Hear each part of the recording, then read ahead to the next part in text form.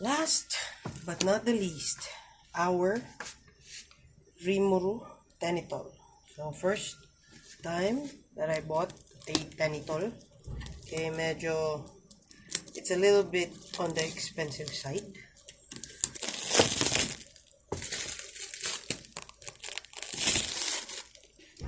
Medyo ano na yung box.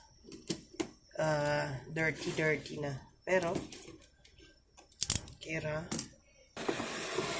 Oh my gulay. Ooh!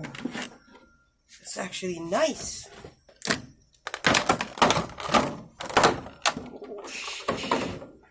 Fudge. That is one good figure.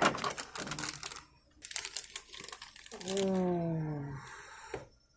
Oh my gosh.